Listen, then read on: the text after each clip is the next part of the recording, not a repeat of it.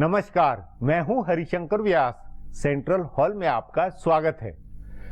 तो कल दिल्ली विधानसभा चुनावों की मत गणना है। हालांकि अपने आप में ये बेहुदा बात है जो एक महानगर की विधानसभा के चुनावों को राष्ट्रीय या कि अखिल भारतीय महत्व दे, बार बार चर्चा करें।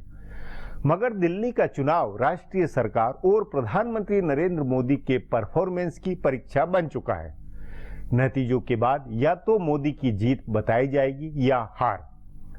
अपना मानना है कि नरेंद्र मोदी और अमित शाह दोनों ने इस चुनाव में गलती की है और उनकी नंबर 1 गलती अरुण जेटली की सलाह अनुसार दिल्ली में चुनाव लड़ना है। मोदी अमित शाह ने हरियाणा, महाराष्ट्र, झारखंड सब में बिना कोई चेहरा प्रोजेक्ट किए चुनाव लड़ा। दिल्ली में क्योंकि पिछले 10 सालों से अरुण जेटली अपनी सोच के अनुसार पार्टी को चलाते रहे हैं, इसलिए उन्होंने किरण बेदी को आगे करके मोदी व अमित शाह की रणनीति बदलवाई। भाजपा ने किरण बेदी का प्रयोग सिर्फ और सिर्फ अरुण जेटली के कहने पर किया। यूं इसका फायदा था यदि लड़ाई केजरीवाल बनाम बेदी में बनती, मगर ऐसा तब होता जब केजरीवाल की सीट पर उनके खिलाफ किरण बेदी को खड़ा किया जाता। लेकिन अरुण जेटली ने कृष्णा नगर की सुरक्षित सीट किरण बेदी को दिलाई। इससे केजरीवाल की नई दिल्ली सीट आसान बनी रही। उन्हें प्रचार के लिए खुले छूट रहने दिया। अगली गलती यह थी कि भाजपा ने चुनाव में इतने ताकत झोंकी जिससे सीधे मोदी व अमित शाह की प्रतिष्ठा दांव पर लगी। जाहिर है दिल्ली चुनाव के उतार चढ़ाव और अनुभव चौंकाने वाले हैं। आज इस पर चर्चा है, मगर उससे पहले गपशप और खास सुर्खियां है। शुरुआत सियासी गपशप से करते हैं।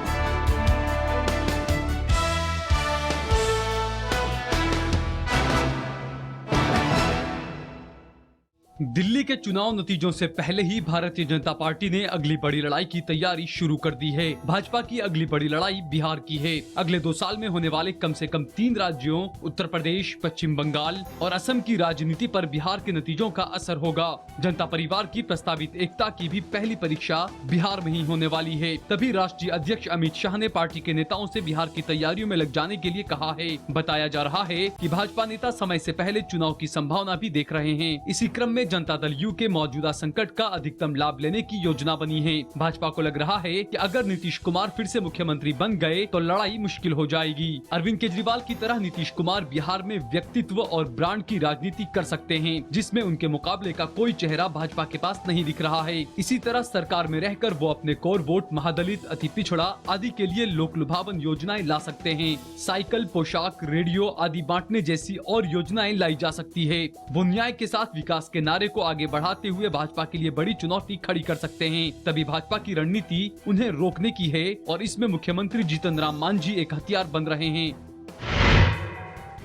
अरविंद केजरीवाल की आम आदमी पार्टी अगर दिल्ली का चुनाव जीत जाती है तो वो दिल्ली में कामकाज पर ही ध्यान लगाएंगे। उनके करीबी जानकारों का कहना है कि वो इस बार लोकसभा चुनाव जैसी गलती नहीं करेंगे। पिछली बार दिल्ली में अच्छा प्रदर्शन करने के बाद उन्होंने पूरे देश में उम्मीदवार उतार दिए थे। उनके 428 उम्मीदवारों में से करीब 400 की जमानत जब्त हो गई थी। दिल्ली के चुनावी भाषण में प्रधानमंत्री नरेंद्र मोदी ने ये कहते हुए आप पर हमला किया था कि इस पार्टी के सबसे ज्यादा उम्मीदवारों ने जमानत जब्त कराने का रिकॉर्ड बनाया। सो इस बार केजरीवाल देश भर में लड़ने नहीं जाएंगे। आपकी रणनीति से जुड़े नेताओं का कहना है कि उनके ऊपर बिहार में विधानसभा चुनाव लड़ने का बहुत दबाव है, लेकिन वो ऐसा नहीं करेंगे। आप नेता बिहार के हालात पर नजर रखेंगे। पूर्व मुख्यमंत्री नीतीश कुमार ने आपका समर्थन किया था। सो अगर वो इस बार अकेले लड़ते हैं तो केजरीवाल उनके समर्थन में भी बयान जारी कर सकते हैं। आप नेताओं का कहना है कि अगले 6-7 महीने उनको दिल्ली पर ही फोकस करना है। उसके बाद पंजाब में चुनाव की तैयारी होगी। पंजाब के हालात आपको अनुकूल दिख रहे हैं। अगर 2017 के चुनाव में पंजाब में आपका प्रदर्शन ठीक रहा तो उसका अगला मुकाम केजरीवाल का गृह प्रदेश हरियाणा है, जहां 2019 में चुनाव हैं। उसी साल महाराष्ट्र में भी चुनाव हैं। आपकी नजर इन दोनों राज्यों पर है। दिल्ली के चुनाव नतीजे आने से पहले कांग्रेस पार्टी में घमासान शुरू हो गया है। पार्टी के कई नेताओं ने चुनाव तैयारियों, लड़ने के तरीकों और संगठन पर सवाल उठाए हैं। दिल्ली के प्रदेश प्रभारी पीसी चाको ने नतीजों से पहले ही हार मानते हुए कहा है कि प्रदेश में संगठन था ही नहीं। तभी ये सवाल उठा है कि आखिर संगठन बनाने से किसने रोका, जबकि अरविंदर सिंह लवली को अध्यक्ष बने करीब 1 साल होने वाला है। कांग्रेस के जानकार नेताओं का कहना है कि प्रदेश अध्यक्षों के लिए संगठन बनाना और कांग्रेस आलाकमान से उसे मंजूर कराना लोहे के चने चबाने जैसा है। बहरहाल कांग्रेस के कई नेताओं ने सोनिया और राहुल की रणनीति पर सवाल उठाए हैं। उनका कहना है कि पार्टी पिछले 2-3 साल में लगातार हार रही है। इक्का दुक्का चुनावों को छोड़कर सब जगह पार्टी हारी। इस हार की समीक्षा भी हुई, लेकिन कोई कार्रवाई नहीं हुई। उत्तर प्रदेश में राहुल की जबरदस्त मेहनत के बावजूद कांग्रेस बुरी तरह हारी, लेकिन किसी पर कोई कार्रवाई नहीं हुई। इसी तरह मध्य प्रदेश, छत्तीसगढ़ और राजस्थान में भी हार के बावजूद किसी नेता पर कोई कार्रवाई नहीं हुई। महाराष्ट्र और हरियाणा में भी कमान उन्हीं लोगों के हाथ में है जिनकी वजह से पार्टी हारी। लोकसभा चुनाव हारे हुए 8 महीने हो गए, लेकिन हार की समीक्षा से क्या निष्कर्ष निकला और उस पर क्या कार्रवाई होगी, ये किसी को नहीं पता। अब आज की सुर्खियां ये लीक से कुछ हटकर है और इनसे देश की दशा दिशा को बूझ सकेंगे।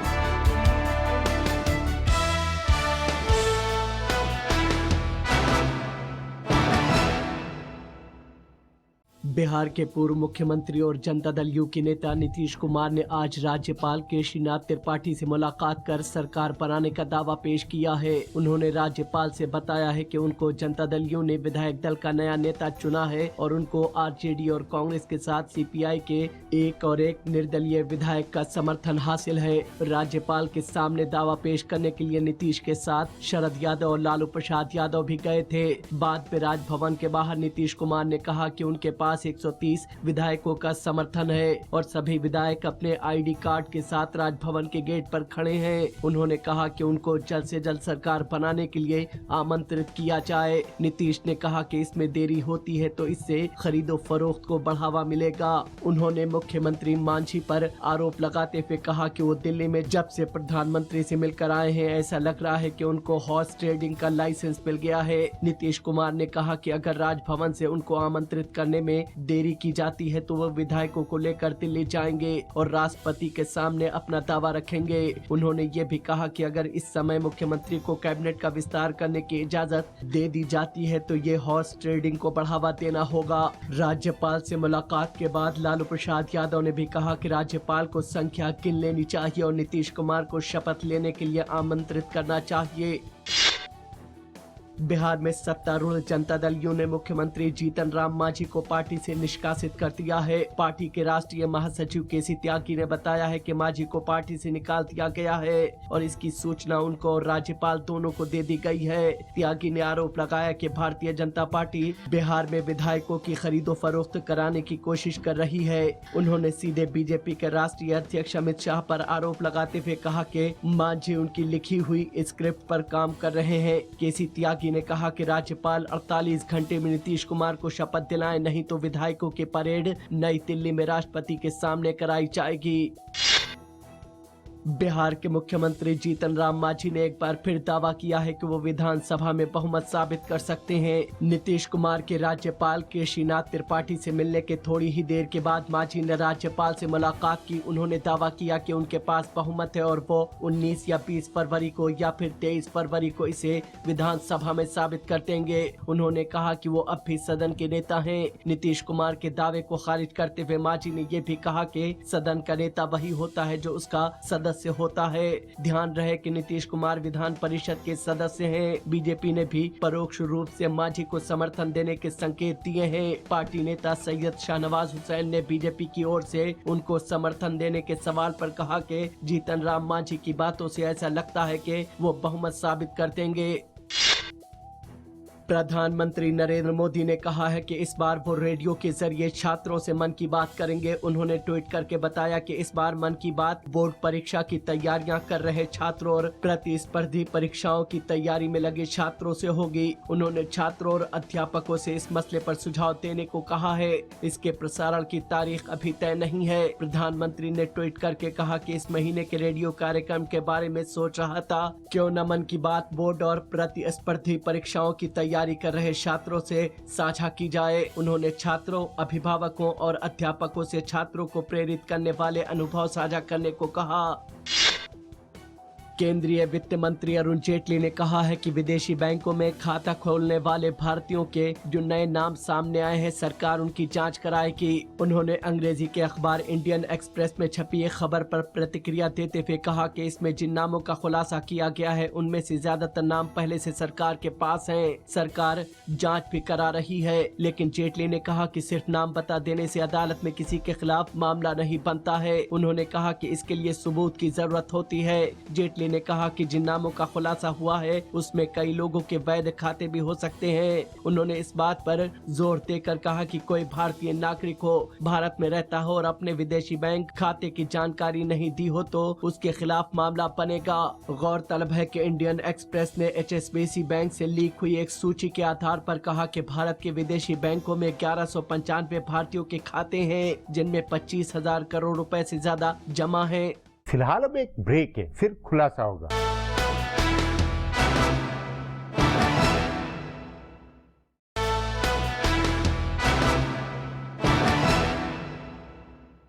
दिल्ली विधानसभा के चुनाव में अरविंद केजरीवाल एंड पार्टी व कांग्रेस ने पूर्व निर्धारित रोड मैप के अनुसार लड़ाई लड़ी, मगर भाजपा ने बहुत चमत्कारिक, हैरानी भले अंदाज में ऐसे उतार चढ़ावों से चुनाव लड़ा जो हरियाणा, झारखंड के पैटर्न से अलग थे।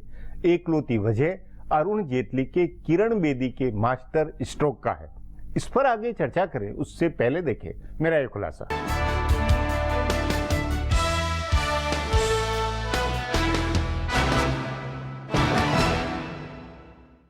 दिल्ली विधानसभा चुनाव के नतीजों का सस्पेंस बहुत नहीं रह गया है। हालांकि भारतीय जनता पार्टी के नेता अब भी उम्मीद में हैं कि एग्जिट पोल के सारे अनुमान गलत होंगे। इसीलिए नतीजों की बजाय ये देखना दिलचस्प है कि भारतीय जनता पार्टी कैसे चुनाव लड़ी। दिल्ली में एक साल में ही दूसरी बार चुनाव हुआ। पहला चुनाव दिसंबर 2013 में हुआ था। तब भी प्रधानमंत्री के घोषित दावेदार के तौर पर नरेंद्र मोदी स्टार प्रचारक थे। लेकिन उस समय मध्य प्रदेश, छत्तीसगढ़ और राजस्थान की ही तरह दिल्ली में भी पार्टी ने मुख्यमंत्री पद का दावेदार घोषित करके चुनाव लड़ा था। बाकी 3 राज्यों में भाजपा जीती, लेकिन दिल्ली में डॉक्टर हर्षवर्धन जैसा चेहरा होने के बावजूद पार्टी बहुमत से पीछे रह गई। लोकसभा चुनाव जीतने के बाद भाजपा की रणनीति बदल गई। 4 राज्यों में भाजपा ने बिना कोई चेहरा प्रोजेक्ट किए चुनाव लड़ा। नरेंद्र मोदी के चेहरे पर राज्यों के चुनाव लड़े गए और 3 राज्यों में भाजपा की सरकार बन गई। चौथे राज्य जम्मू कश्मीर में भी भाजपा की सरकार बनने वाली है। तभी सवाल है कि भाजपा ने दिल्ली में रणनीति क्यों बदली? क्यों नहीं नरेंद्र मोदी के नाम पर चुनाव लड़ने का फैसला हुआ? और अगर कोई चेहरा प्रोजेक्ट करना ही था तो दशकों से दिल्ली की राजनीति में खप रहे नेताओं,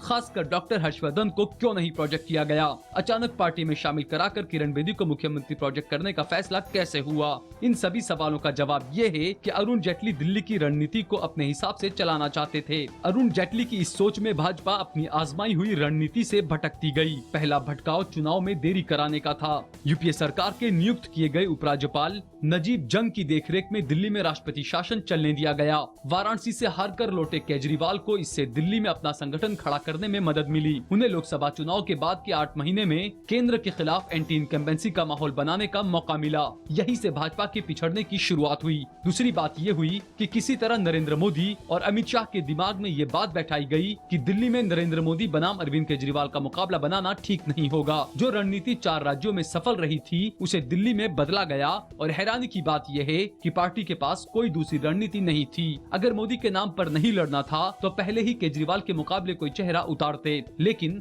जब केजरीवाल ने एक एक करके सारे चेहरे बेनकाब करने शुरू किए तो हड़बड़ी में किरण बेदी को लाकर सीएम का उम्मीदवार घोषित किया गया। तीसरी गलती ये हुई कि भाजपा बेदी से जो रणनीतिक लाभ ले सकती थी उसे गंवा दिया। उन्हें केजरीवाल के खिलाफ लड़ाने की बजाय उनके लिए सुरक्षित सीट खोजी गई। चौथी गलती ये थी कि भाजपा ने आपके साथ सीधा मुकाबला बनाया। मुकाबला त्रिकोणीय होता तो भाजपा को फायदा हो सकता था। चुनाव के बीच में चंदे के नाम पर केजरीवाल पर हमला बोलना 5वीं बड़ी गलती थी। छठी गलती सारे संसाधन झोंक कर दिल्ली की छोटी सी लड़ाई को दिए और तूफान की लड़ाई में बदलने की थी। इस तरह के भटकावों की लंबी सूची है, लेकिन दिल्ली में आजमाई गई रणनीति से भाजपा को कुछ सबक भी मिले होंगे और नतीजों से कुछ सबक और मिलेंगे। अब एक ब्रेक है, उसके बाद दिल्ली चुनाव की घटनाओं पर चर्चा करेंगे।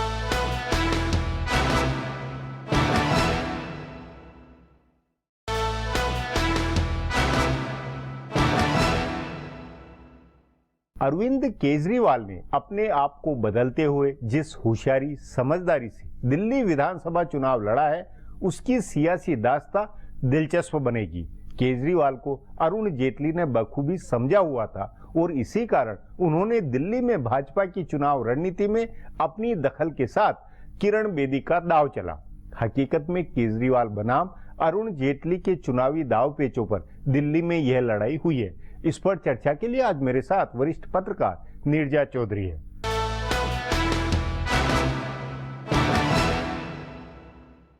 नीरजा जी, क्या आप मानेगी कि दिल्ली के विधानसभा चुनाव राजनीतिक तौर पर सचमुच में एक अजीब सी केस स्टडी बन गए हैं? मतलब कई बहुत ही अजीब अनहोनी सा ये चुनाव हुआ है।